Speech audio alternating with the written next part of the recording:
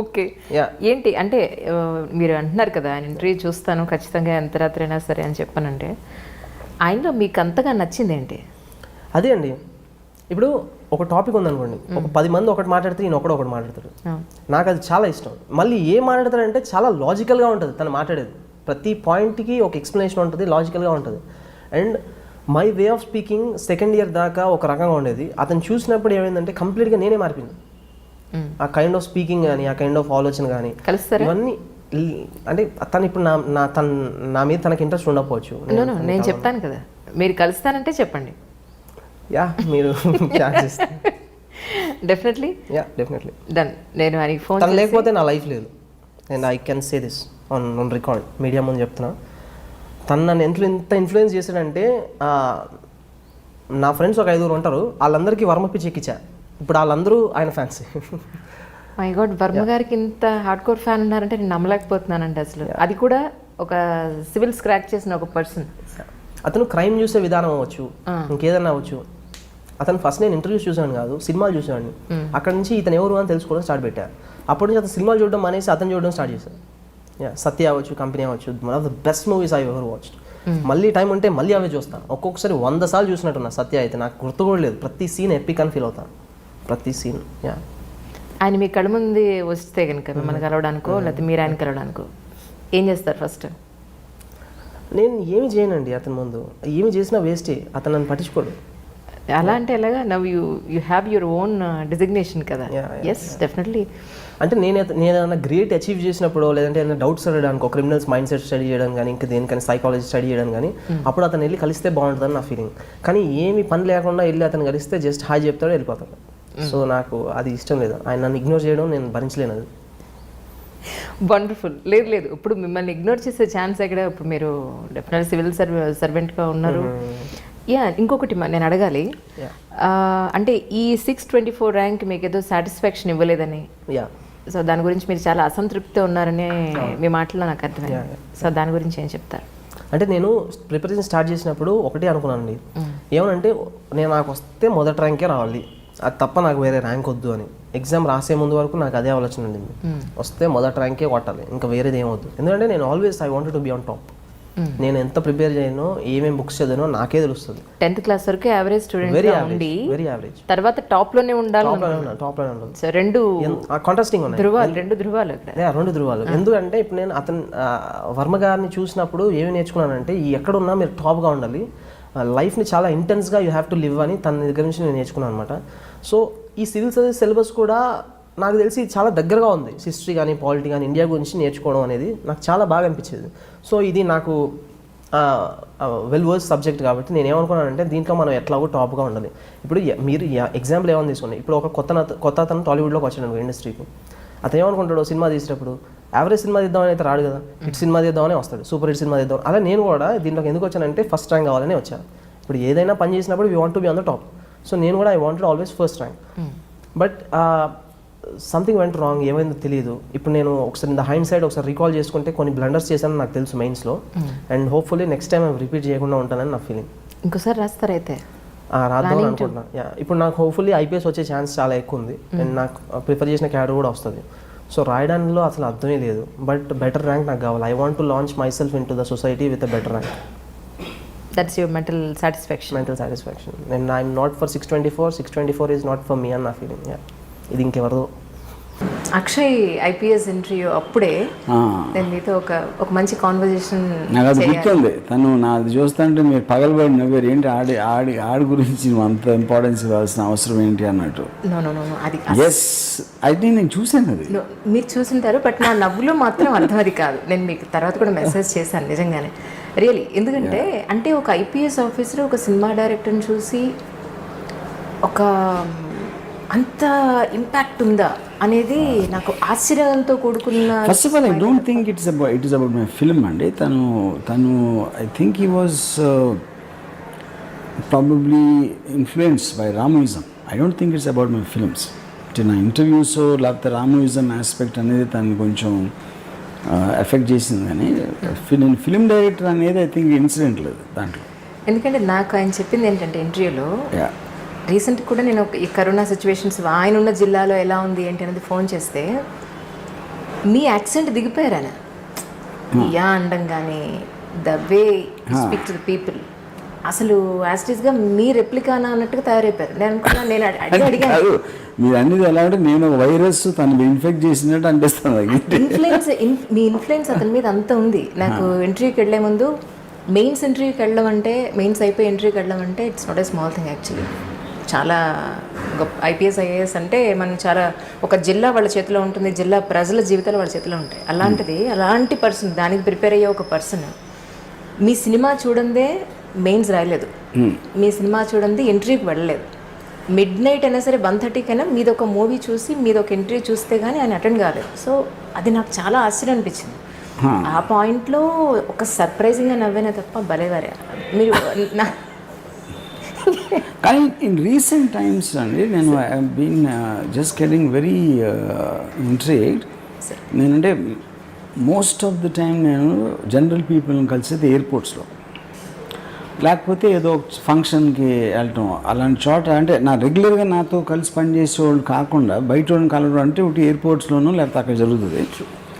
The number of people who come and tell me about me రామ్యూజియం చూసామండి, మీరు interview అది చూసాం ఇది చూసాం అంటే they are getting influence all age groups. అది యంగ్ టీనేజర్స్ ప్రాబ్లీ నా సినిమా ఇప్పుడు చూసుంటారు వాళ్ళు, బట్ ఏదో రెస్టారెంట్కి వెళ్తే all these teenagers will come and take autographs for రామ్యూజియం. Yeah credit goes to Swapna లేకపోతే మీరేనా? స్వప్న తీసింది బయటికి whatever you know. Also one more thing is నాకు మధ్యన ఒక సమ్ చాలా సీనియర్ పోలీస్ ఆఫీసరు ఎక్కడో ఒక ఈవెంట్లో కలిసి ఎవరో పరిచయం చేస్తే ఐ హేట్ యూ అన్నారు. ఎందుకంటే మా ఇంట్లో మా వైఫ్ షీఈ్ అడిక్టెడ్ టు రామ్యూజియం. మీ నా ఇష్టం పుస్తకం ఉంటుంది, అండ్ లివింగ్ రూమ్లో ఉంటుంది, అక్కడ కిచెన్లో ఉంటుంది, డైనింగ్ టేబుల్ ఉన్న డైనింగ్ టేబుల్ దగ్గర ఉంటుంది, బెడ్రూమ్లో ఉంటుంది. అంటే మేము మా ఇంట్లో మిగతా ఫ్యామిలీ మెంబర్స్ పాటు మీ ఫేస్ కూడా ఉంది. ఏం మాట్లాడినా మీరు ఆర్జీవి ఏమన్నారంటే మిమ్మల్ని కోట్ చేస్తూ ఉంటుంది. అందుకని మా ఫ్యామిలీ మొత్తానికి చిరాకు వచ్చేసింది మీ మీద. మా ఆవిడకి మీ మీద ఉన్న ఇష్టం మొలని చెప్పారు.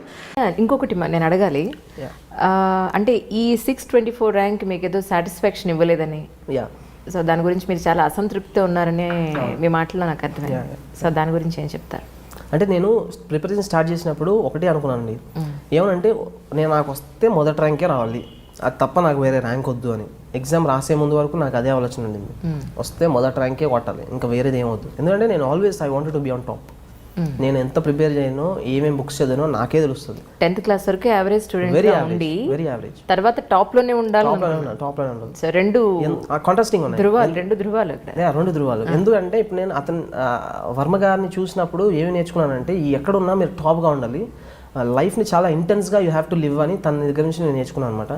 సో ఈ సివిల్ సర్వీస్ సిలబస్ కూడా నాకు తెలిసి చాలా దగ్గరగా ఉంది. హిస్టరీ కానీ పాలిటీ కానీ ఇండియా గురించి నేర్చుకోవడం అనేది నాకు చాలా బాగా అనిపించేది. సో ఇది నాకు వెల్ వర్స్ సబ్జెక్ట్ కాబట్టి నేను ఏమనుకున్నానంటే, దీంట్లో మనం ఎట్లాగో టాప్గా ఉండాలి. ఇప్పుడు మీరు ఎగ్జాంపుల్ ఏమని తీసుకోండి, ఇప్పుడు ఒక కొత్త అతను టాలీవుడ్లోకి వచ్చాడు ఇండస్ట్రీకి. అతను ఏమనుకుంటాడు, సినిమా తీసేటప్పుడు యావరేజ్ సినిమా తీద్దామని అయితే రాడు కదా, హిట్ సినిమా తీద్దామని వస్తాడు, సూపర్ హిట్ సినిమా తీద్దాం. అలా నేను కూడా దీంట్లోకి ఎందుకు వచ్చానంటే ఫస్ట్ ర్యాంక్ కావాలని వచ్చాను. ఇప్పుడు ఏదైనా పని చేసినప్పుడు we want to be on the top. So నేను కూడా I wanted always first rank. But something went wrong, ఏమైందో తెలియదు. ఇప్పుడు నేను ఒకసారి ఇన్ ద హైండ్ సైడ్ ఒకసారి రీకాల్ చేసుకుంటే కొన్ని బ్లండర్స్ చేశానని నాకు తెలుసు మెయిన్స్లో, and hopefully next time repeat చేయకుండా ఉంటానని నా ఫీలింగ్. ఇంకోసారి రాస్తారైతే రాద్దాం అనుకుంటున్నా. ఇప్పుడు నాకు హోప్ఫుల్లీ ఐపీఎస్ వచ్చే ఛాన్స్ చాలా ఎక్కువ ఉంది, అండ్ నాకు ప్రిఫర్ చేసిన క్యాడర్ కూడా వస్తుంది. సో రాయడానిలో అసలు అర్థమే లేదు, బట్ బెటర్ ర్యాంక్ నాకు కావాలి. I want to launch my self in to the society with a better rank. That's your mental satisfaction. And I'm not for 624 is not for me అని నా feeling. ఇది ఇంకెవరిదో. Akshay IPS interview అప్పుడే నేను మీతో ఒక మంచి కాన్వర్జేషన్ నాకు అది గుర్తుంది. తను నాది చూస్తుంటే మీరు పగలబడి నవ్వారు, ఏంటి ఆడి గురించి నువ్వు అంత ఇంపార్టెన్స్ ఇవ్వాల్సిన అవసరం ఏంటి అన్నట్టు. అది ఎస్ అయితే నేను చూసాను, అది మీరు చూసింటారు, బట్ నా నవ్వులో మాత్రం అర్థం అది కాదు. నేను మీకు తర్వాత కూడా మెసేజ్ చేశాను నిజంగానే, రియలీ. ఎందుకంటే అంటే ఒక ఐపీఎస్ ఆఫీసర్ ఒక సినిమా డైరెక్టర్ని చూసి ఒక అంత ఇంపాక్ట్ ఉందా అనేది నాకు ఆశ్చర్యంతో కూడుకున్న. First of all I don't think it is about my film అండి. తను I think he was probably influenced by Ramoism. I don't think it's about my films.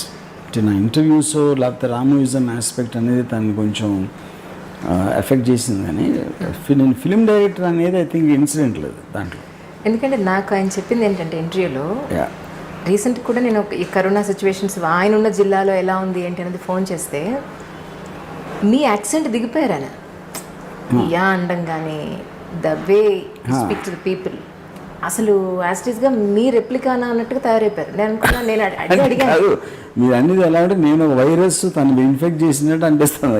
Influence me influence అతని మీద అంత ఉంది. నాకు ఇంటర్వ్యూకి వెళ్ళే ముందు మెయిన్స్ ఇంటర్వ్యూకి వెళ్ళడం అంటే, మెయిన్స్ అయిపోయి ఇంటర్వ్యూకి వెళ్ళడం అంటే it's not a small thing actually. చాలా గొప్ప ఐపీఎస్ ఐఏఎస్ అంటే మనం చాలా ఒక జిల్లా వాళ్ళ చేతిలో ఉంటుంది, జిల్లా ప్రజల జీవితాలు వాళ్ళ చేతిలో ఉంటాయి. అలాంటిది అలాంటి పర్సన్, దానికి ప్రిపేర్ అయ్యే ఒక పర్సన్ మీ సినిమా చూడందే మెయిన్స్ రాయలేదు, మీ సినిమా చూడండి ఇంటర్వ్యూకి వెళ్ళలేదు, మిడ్ నైట్ అయినా సరే 1:30 అయినా మీది ఒక మూవీ చూసి మీది ఒక ఇంటర్వ్యూ చూస్తే కానీ ఆయన అటెండ్ కాలేదు. సో అది నాకు చాలా ఆశ్చర్యం అనిపించింది. ఆ పాయింట్లో ఒక సర్ప్రైజింగ్గా నవ్వేనే తప్ప భలేవారే మీరు. కానీ ఇన్ రీసెంట్ టైమ్స్ అండి నేను been just getting very ఇంట్రిగ్డ్.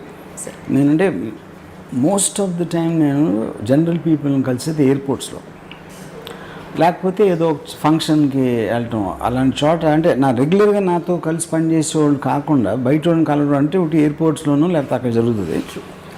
The number of people who come and tell me about me రామోయిజం చూసామండి, మీరు ఇంటర్వ్యూ అది చూసాం ఇది చూసాం అంటే they are getting influence all age groups. అది యంగ్ టీనేజర్స్ ప్రాబ్లీ నా సినిమా ఇప్పుడు చూసుంటారు వాళ్ళు, బట్ ఏదో రెస్టారెంట్కి వెళ్తే all these teenagers will come and take autographs for రామోయిజం. Yeah that credit goes to Swapna లేకపోతే మీరేనా? స్వప్న తీసింది బయటికి. Whatever you know. Also one more thing is నాకు మధ్యన ఒక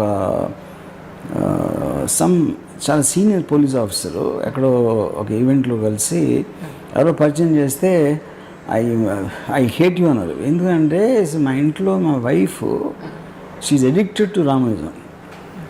మీ నా ఇష్టం పుస్తకం ఉంటుంది, అండ్ లివింగ్ రూమ్లో ఉంటుంది, అక్కడ కిచెన్లో ఉంటుంది, డైనింగ్ టేబుల్ ఉన్న డైనింగ్ టేబుల్ దగ్గర ఉంటుంది, బెడ్రూమ్లో ఉంటుంది. అంటే మేము మా ఇంట్లో మిగతా ఫ్యామిలీ మెంబర్స్ పాటు మీ ఫేస్ కూడా ఉంది. ఏం మాట్లాడినా మీరు ఆర్జీవి ఏమన్నారంటే మిమ్మల్ని కోట్ చేస్తూ ఉంటుంది. అందుకని మా ఫ్యామిలీ మొత్తానికి చిరాకు వచ్చేసింది మీ మీద. మా ఆవిడకి మీ మీద ఉన్న ఇష్టం మొలని చెప్పారు.